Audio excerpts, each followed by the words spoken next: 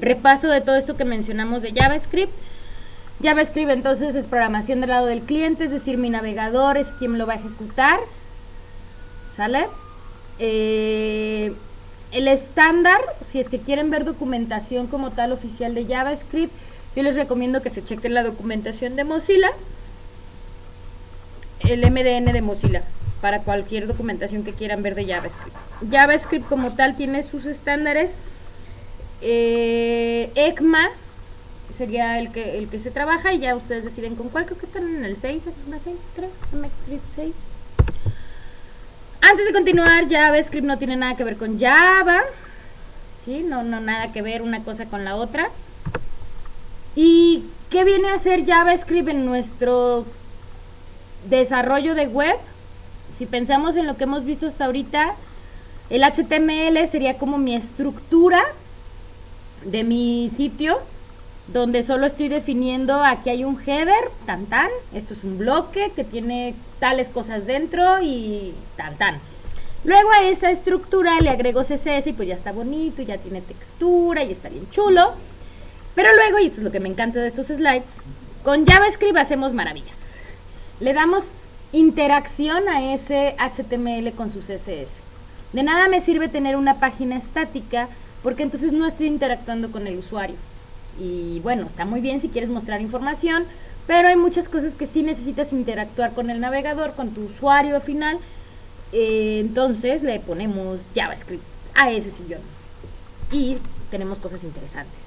Ok, JavaScript es un lenguaje interpretado. ¿Eso qué significa? Exactamente, vamos a ejecutar línea por línea, pasa a través del el código, no se compila, no significa que no te va a generar errores de sintaxis. Por alguna razón alguien me decía eso el otro día, pues que no va a arrojar errores. No, sí arroja errores, pero no es un lenguaje que se compila. Es un lenguaje dinámico. ¿Eso qué significa?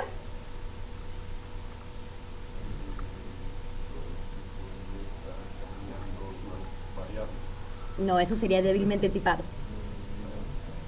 Mi memoria es asignada de manera dinámica, ¿sí? Acuérdense cuando ustedes vieron C, la asignación de variables se hacía al inicio y por eso es que pasa por el compilador y el compilador define que tenías espacio. Y si es que sí les enseñaron C bien hecho, pues cuando necesitaban más memoria tenían que hacer cosas como el malloc, ¿se acuerdan? ¿No? ¿Nunca les tocó? Bueno. La memoria se asigna de manera dinámica, entonces no tienes problema con ese tipo de cosas. Débilmente tipado, ya lo mencionamos ahorita, entonces mis variables cambian su tipo de valor sin ningún problema, ¿no? Tenemos funciones de primera clase. ¿Eso qué significa?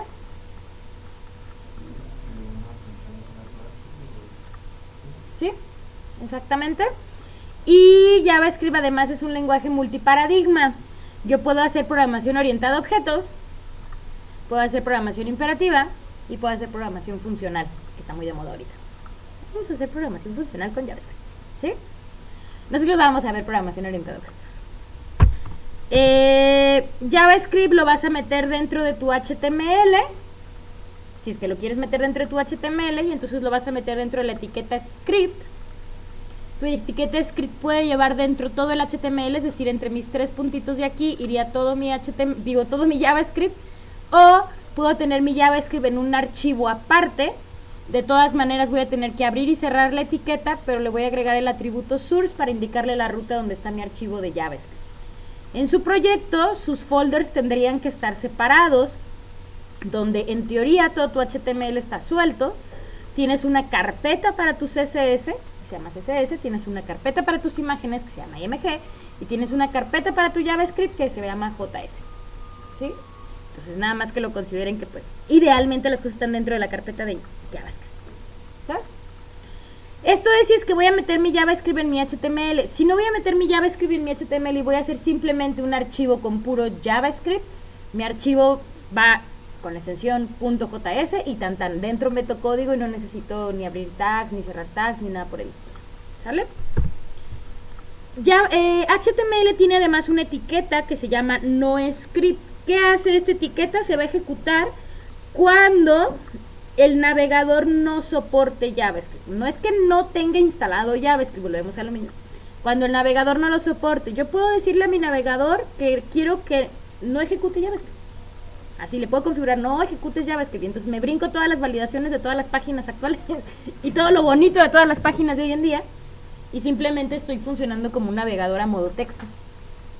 Y sí hay navegadores a modo texto a la fecha.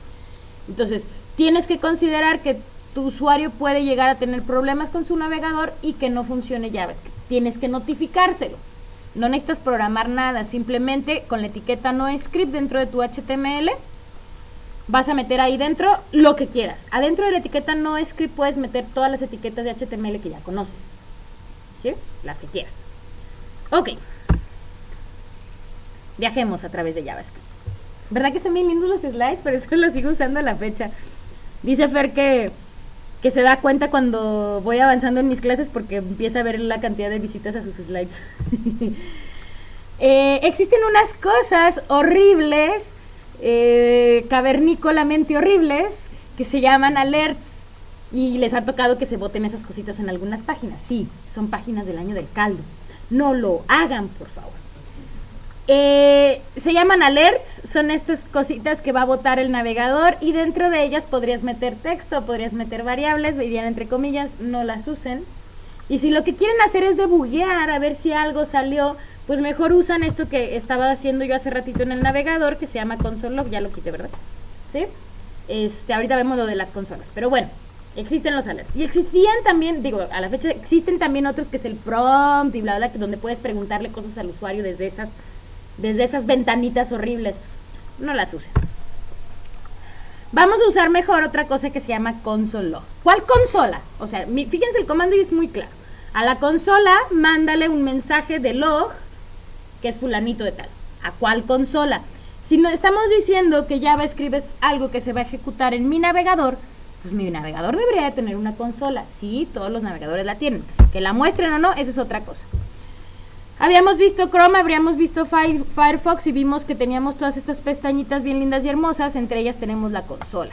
Ejemplo, en este momento esta página me está arrojando 2 errores, de hecho aquí tengo el mensajito de que hay 2 errores. Si yo hubiese estado acá viendo mi HTML con mi CSS, de todas maneras me está botando que hay 2 errores y puedo ir a ver cuáles son los errores que están ocurriendo. ¿Cuáles son los errores que están ocurriendo? No se pudo cargar el recurso, fulanito de tal. Me marcó un 404, esto es lo que no pudo cargar. Y hay un error de sintaxis, estaba esperando un token en un JSON en la posición fulanita de tal y me marca en qué línea está ejecutando ese error. ¿Están en rojo? Son errores. Esta es mi consola, entonces yo puedo en mi JavaScript marcarle a mi consola que le quiero mandar un log, que es un mensaje normalito, o que le quiero mandar un error, o que le quiero mandar un warning, no nada más existen los logs, ¿sale? Pero para aquellos que debuguean al estilo antiguito, como lo hacían en primero, quiero pensar, entonces metían dentro del if, aquí entré, y luego en el for, sí entré, no entré, y cositas por el estilo, bueno, pueden usar console log.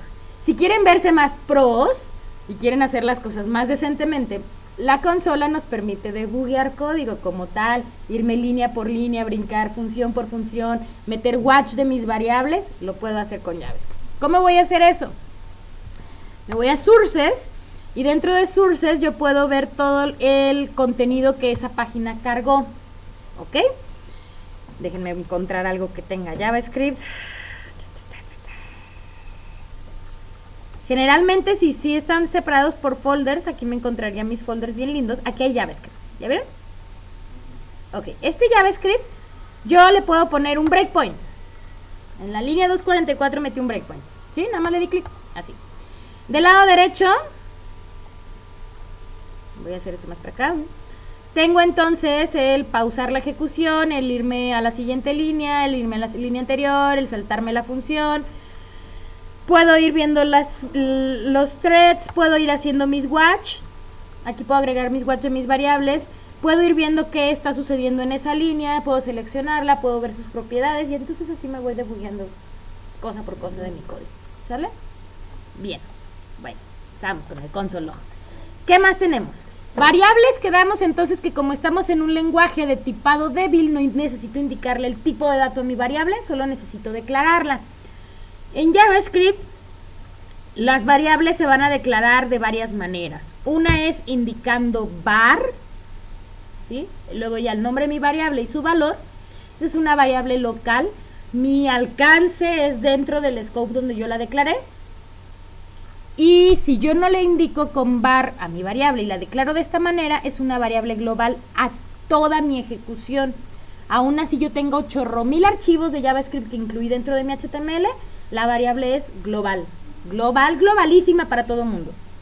El problema de esto es, JavaScript es algo que vas a usar para 8.000 cosas de tu página. Ejemplo, es que yo quiero un slider. Y generalmente no lo vas a hacer, te vas a buscar uno que ya existe y vas a usar ese slider. Si los programadores de ese slider hubiesen usado una variable global que se llama i, que es el contador de las slides, imagínate cuántos i se te iban a cruzar entre todo el código que fueses a tener.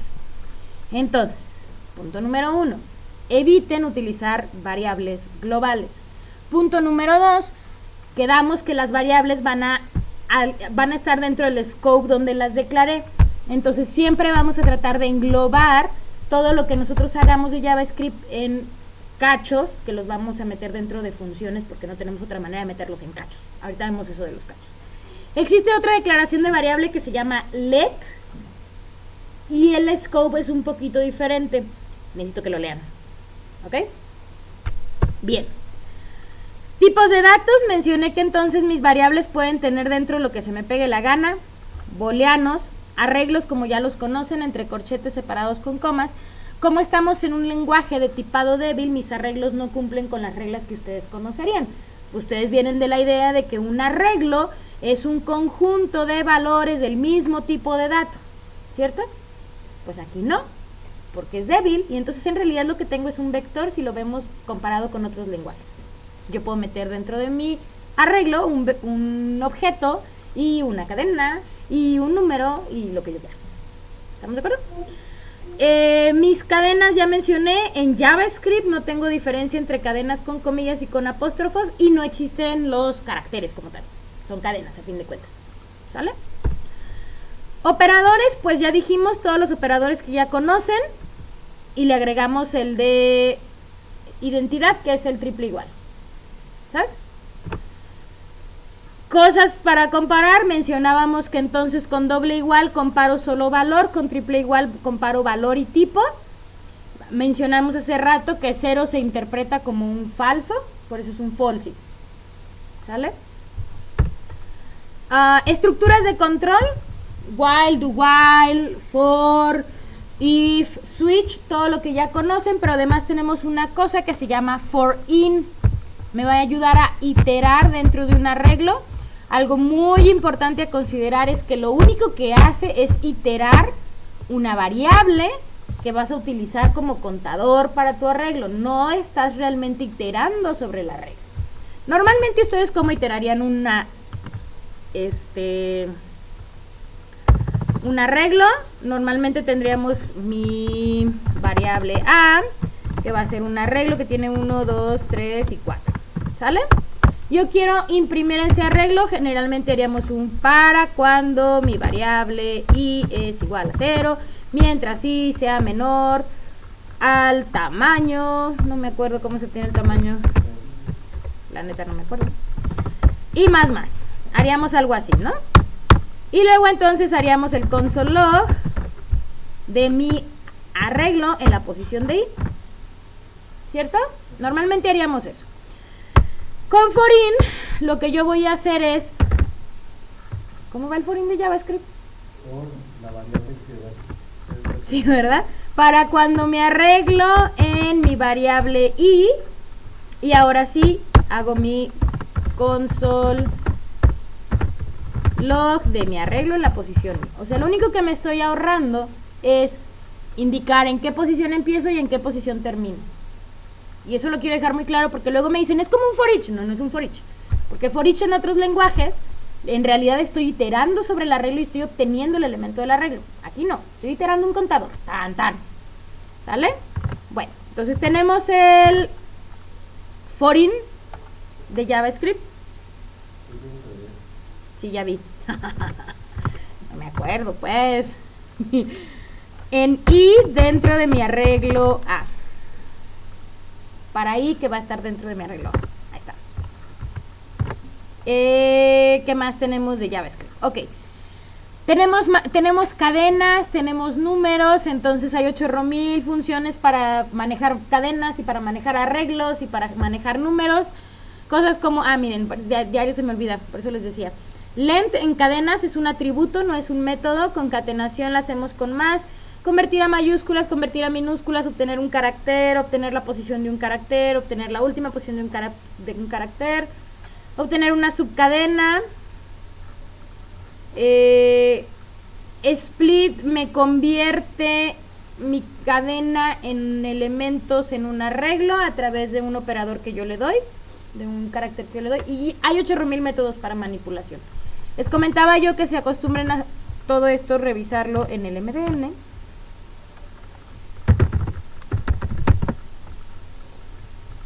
Y entonces en Developer Mozilla está toda la documentación bonita y hermosa de JavaScript, ¿sale? Entonces, sí, string, cómo funciona, cómo son las cadenas, qué parámetros tienen, métodos y cosas por el estilo. Ahí se encuentran todo, ¿sabes?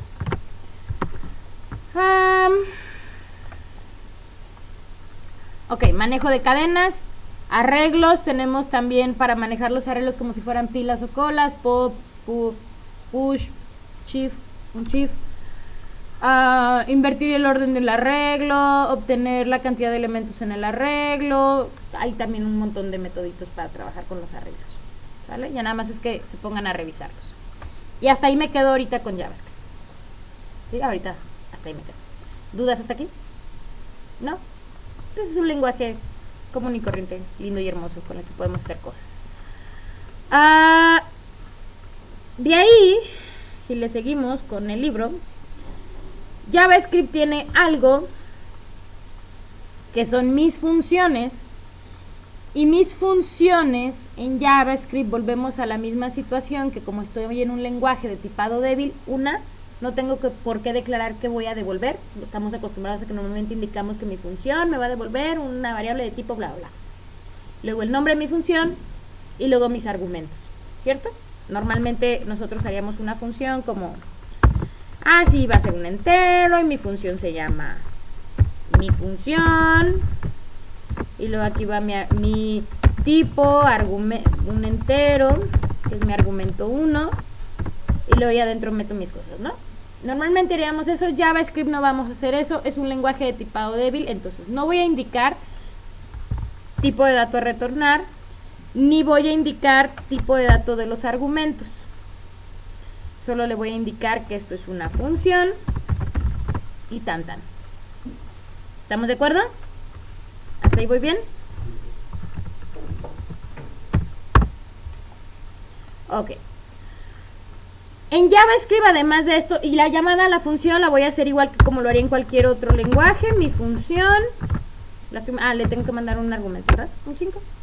Listo, eso ejecuta mi función. Yo puedo hacer asignación de mis funciones a variables. Entonces yo puedo decir que var x es igual a una función y yo puedo ejecutar x. ¿Ok? Puedo hacer eso. ¿Qué más con las llamadas a las funciones en JavaScript? Chan. Hasta aquí voy bien. Existen en JavaScript algo que se llaman funciones anónimas. ¿Qué será una función anónima? Exacto. Entonces yo puedo declarar que tengo una función que no tiene nombre y que hace cosas. ¿Sí? Me van a decir, entonces, ¿cómo la voy a mandar a llamar si no tiene nombre? Bueno, de entrada la pude haber asignado una variable igualito que como lo hice arriba. ¿Ok? Y ya, la mando a llamar. La otra opción es que normalmente cuando haces esto es porque es una función que no la vas a volver a utilizar en ningún otro lado. Solo quieres meter un scope para la ejecución de algo. Recuerden que hace rato dije que tenemos que cuidar el scope de mis variables. Entonces yo de repente puedo querer meter toda una cierta funcionalidad como un bloque que se va a ejecutar esta vez y tan. Hago una función anónima. Tan. A esta función anónima le puedo decir que quiero que se ejecute en este mismo momento. Y entonces tenemos unas cosas bien lindas y hermosas de JavaScript, que es algo así. Le quito esto. Y esa función se va a ejecutar. Ahí en ese momento. ¿Sí? ¿Estamos de acuerdo? No son puercadas de JavaScript. Solo son cosas que se pueden hacer. No necesariamente son puercadas. Entonces, déjenme ver qué más había de funciones en el libro. Ya. ¿A poco de veras nada más vienes? Ah, no, acá tenemos todo un capítulo de funciones.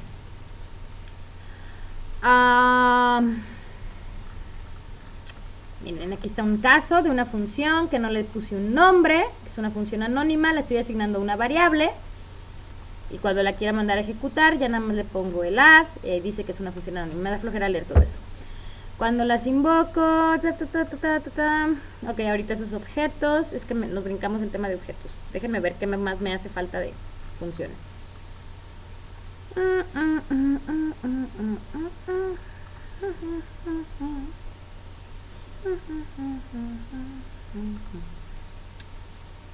Ah, sí, puedo hacer este tipo de cosas, esto sí es importante mencionarlo. Tengo una función anónima, ¿estamos de acuerdo? Dentro de esa función anónima, voy a hacer un poquito más grande, tengo declaraciones de más funciones y ejecución de otra función. ¿Ok? Sí, sí puedo hacer eso. Siempre piénsenlo como que están definiendo un scope y así es más fácil entenderlo.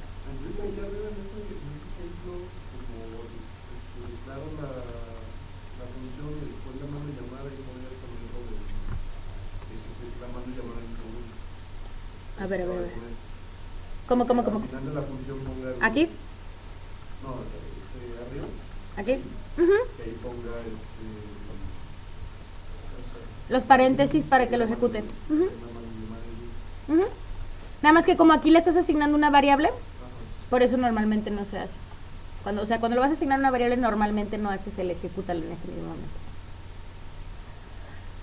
Déjenme ver qué más hay interesante de funciones. Es que estos son objetos ahorita. Objetos lo vamos a ver después.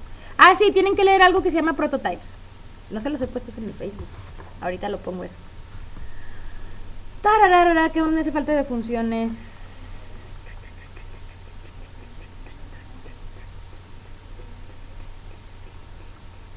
Retornos de datos. El return, como ya lo conocen, tal cual.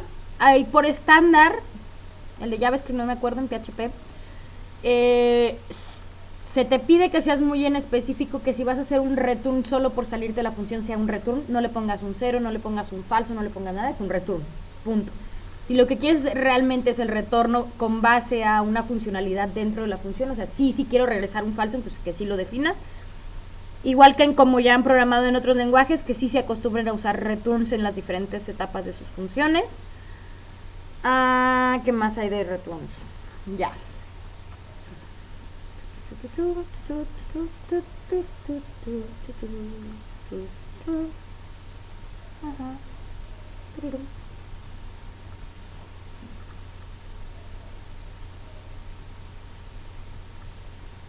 Creo que no hay mucho que explicar de scopes porque pues es lo que han visto siempre. Si la variable la declaré dentro de mi bloque, pues pertenece a ese bloque. Es lo que van a ver de diferencia con LED, que el alcance es diferente a haberla declarado con var. LED no lo van a encontrar en este libro porque LED es relativamente nuevo y este libro es relativamente viejo. Si memoria no me falla, es como del 2000. Pero aquí está. Ok, no está. 8. Entonces ya está un poquito viejo, pero es muy bueno este libro.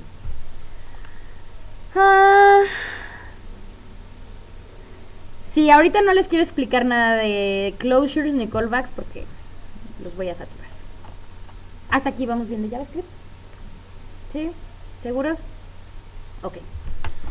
Entonces, regresamos acá. Quedamos que entonces mis funciones son procedimientos tal cual como lo que ya conocen en cualquier otro lenguaje. Se declaran como funciones, pueden recibir parámetros y pueden retornar valor. Hasta ahí no tenemos ningún problema. Bien. En JavaScript tenemos otra cosa que es manejar el DOM, pero déjenme terminar este videito.